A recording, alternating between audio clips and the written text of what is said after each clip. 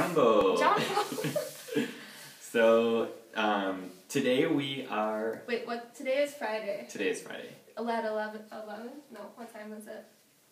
It's like 9 p.m. Yeah. Here.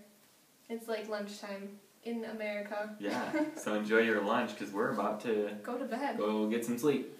But we are in Nakuru right now. We left Malele Beach back in Mombasa this morning at...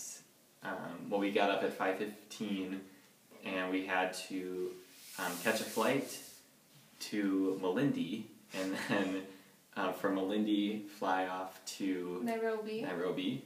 And then we met our safari tour guide who drove us miles and miles, 8 hours. 8 hours! This safari had better be worth it. Yes. It was a long trip. To get here in Nakuru. But we want to let you know how yesterday, our last day in Ribe went.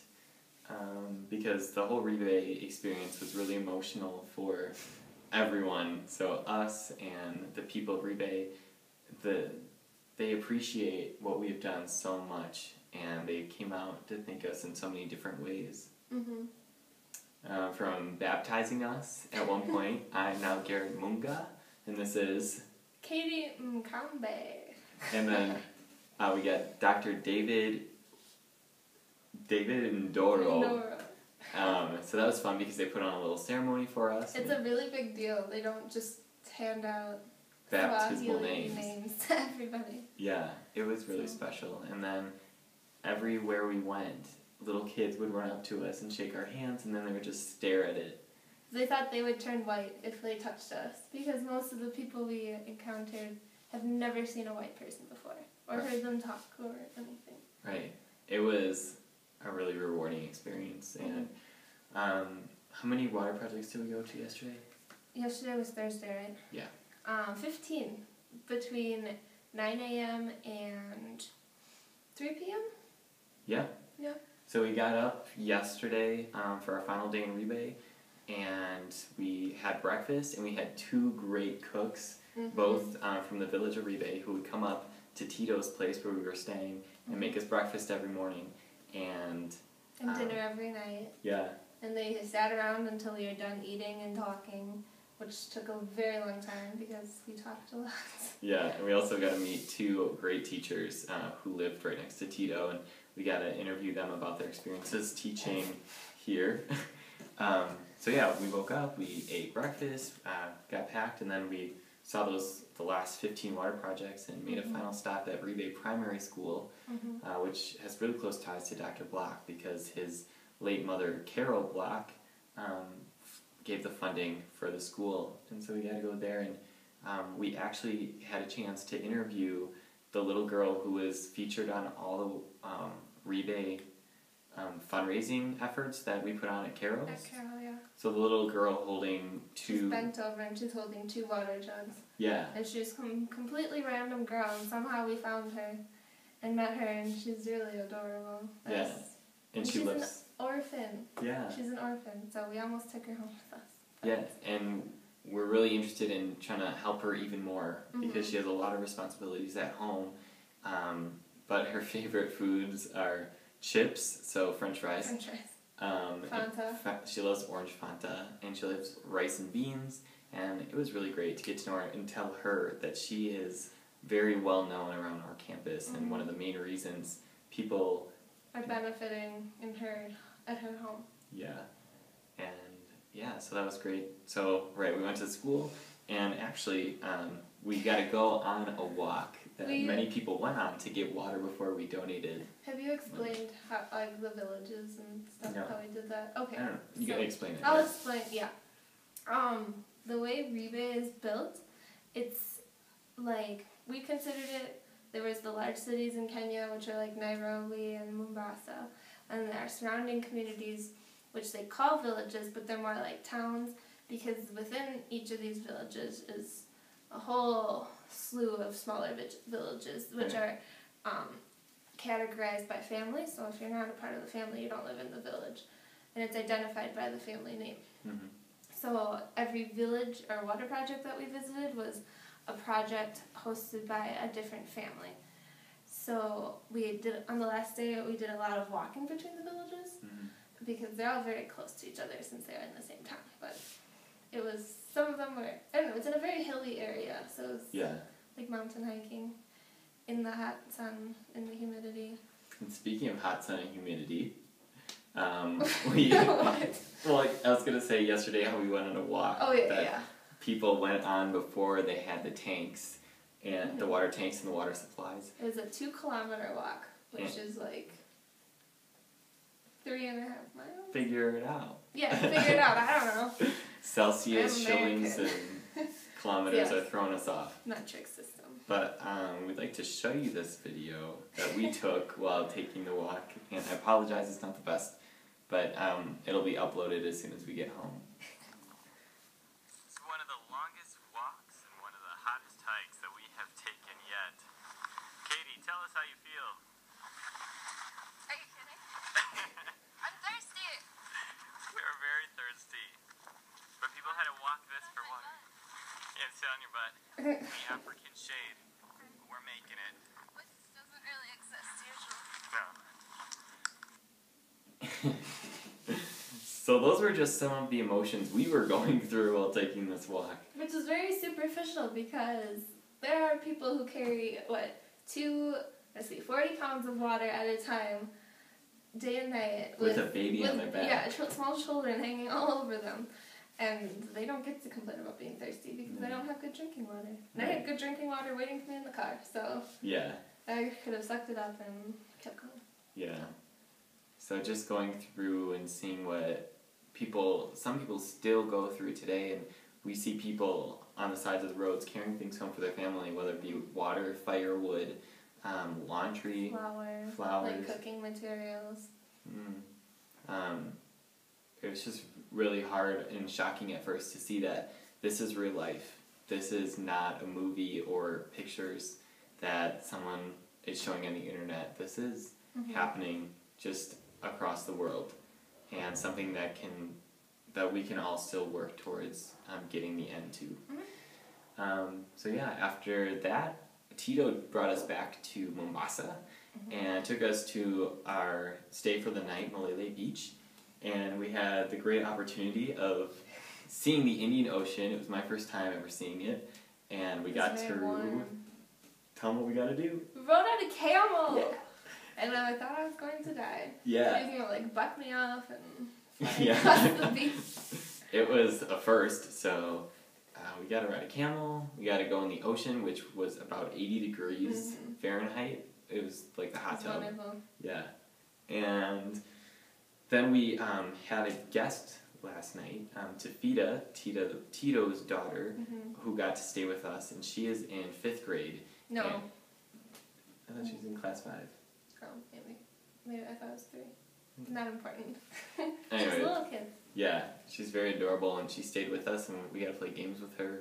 And then this morning, Tito picked us all up, and we dropped her off at home, and he took us to the airport, and that's when we took the flight to Malindi and here.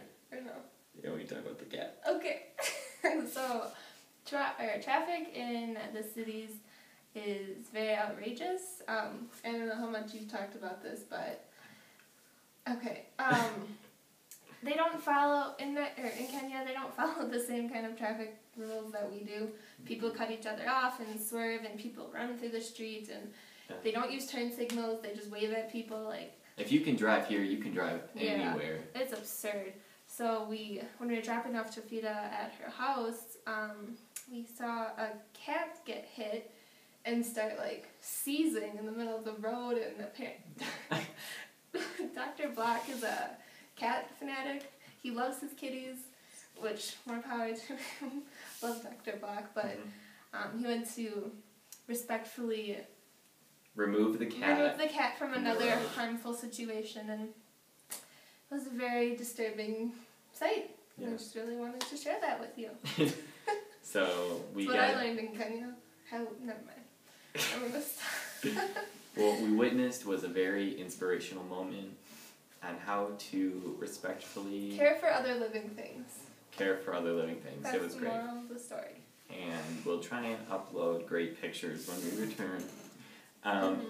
Yeah. What else did we do today? Today was just a It very was a long, travel day. yeah, a travel day. Spent hours in some airplanes and Oh yeah, our fourth airplane in the last week.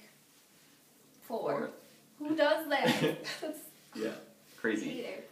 And then we took the 8-hour drive here. We stopped at another water project, actually tied to Carroll. One of the priests from that village was just at Carroll last week, and he asked us to stop by because there are a couple students there who are interested in applying to Carroll. Mm-hmm. So we stopped there and we got to talk with them and give them the application to Carroll. Help them fill it out. Yep. And then took a little tour of the village by one of their Italian priests, which was fun to see the Italian culture in And a the Kenyan Kenyan culture. setting. Yeah, just combined. It was great.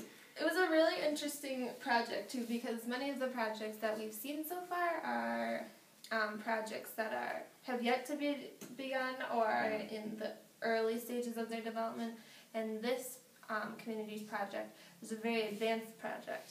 Like, it had been in place for 10 years, and it was phenomenal. Like, it was impressive beyond anything I had, seen yet this week. So Yeah. it was nice to see a community that was successful and had a system going and was very self-sufficient. So Yeah, and they all rely on each other to keep the project going, which was really nice to see that it can be done, and you're not just done as soon as you get the water. You need to keep it going. yes, After that, we went and stood on the equator, yes. saw the Great Rift We Valley. crossed the equator like 4 times. Yeah, there The are a lot road of... kept going. Like Some this. people just made signs saying you were crossing the equator, so I don't really know if that was, but... And it was a very beautiful drive, but the roads are awful. Like, the government is Not doing... not slacking. It's slacking. Yeah, we've learned that the government is not doing their jobs in many ways, and a lot of times it's up to the people in that location. To get stuff done. Yeah, Tito is a great example of that, and the government should be providing water to these people, and they're not. And so it's up to the local officials and the people to help with that, and that's what they've been doing. But the roads, everyone is hoping that they'll get fixed because of the election coming up, so all the candidates are going to want to look good to the people. And while that's great, it should be happening more Sooner. often. It's a major highway. Like, it's a...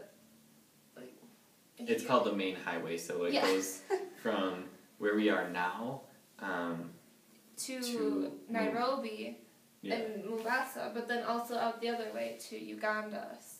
So it covers kind of a big the deal. whole country, this whole country of Ribe. And it's not being, like, I can't even describe the potholes. We were swerving through the street to avoid potholes. Yeah. And in addition, the other crazy drivers and people running across the street and animals, yeah, it was a mess. And I don't know. It was a headache. It was a headache. Just driving on it was like being on a safari. It was really stressful, yeah. Just sitting in the car was stressful. Yeah. So yeah, that was the past 2 days in the best way that we could describe it right now. But of course, every person we met came with a story and came with photos, and we'll be sure Everyone to share wanted those. to take a photo. They've never been so... Yeah. I've never seen someone so excited about taking a picture.